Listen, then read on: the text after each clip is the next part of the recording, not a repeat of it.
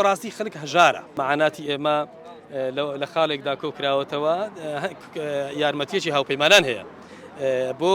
لیواکانی مشتەرەک واتە لیوای هاوبەشەکانی سەر بە وەزارەتی پێشمەرگە تەوزیع کراوە واتە دابەش کراوە ئەم هاوکاریە ئەمە چوارەم مانگە ئەم هاوکاریە فەوجی سێ لیوای 11 فەوجی دوو لیوای 11 ناگرێتەوە و زائیدەن کۆمەڵی لە فەوجەکانی تر لیوای نۆش ئێمەش بڕیارماندا بە گردبوونەوەیەکی هێمنانە بۆ ئەوی بزانین دەنگمان بگاتە وەزارەتی پێشمەرگە بەڕاستی چونکە ئێمە دەزانین فەوجی ئێمە بە حکمی ئەوەی مەشغولە بە واجبات ئێمە ئەرک و واجباتمان لە شیوە سۆرە واجباتمان قورسە بەڕاستی جگە لەوەش کە ئەو هاوکارێ ناماگرتم و واجباتیشمان قورسە ئەو بڕەپارەیە لە هەنێ فەوز مەسەلەن هاوپەیمانان تێبینیان هەیە لەسەر فەوجەکە لەلایەن ئێمە تێبینیان لەسەر ئەوەی هەیە مەسەلەن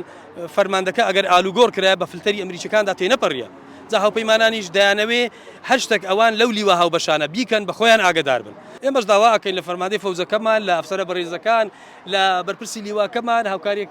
هاوکاریمان بکا لەو ئەوەی ئێمەش بسوودمەند بین لەو بڕە هاوکاری لە بەرووی بەڕاستی خەڵک هەژارە هاوکاریەکە مانجی یەکەم و دووەم بڕی 432,000 دینار و 500 دینار بوو بۆ دوو مانگ مانجی سێم بوو بە 386,000 دینار بە حکمی ئەوەی هێزەکانی پشتیوانی دوژمارەیان 8,500 کەس بوو هاتنە سەر ئەم هاوکاریە ئێستا احتمالی کەمتریشێ بەڵام بۆ مانجێک 236 میلیۆن دینار فەوزەکەی ئێمە زیانی بەرکەوتووە فی چاریکە دەکاتە 936 میلیۆن دینار ئێوە خەیاڵی ئەو پارەیە بەڕاستی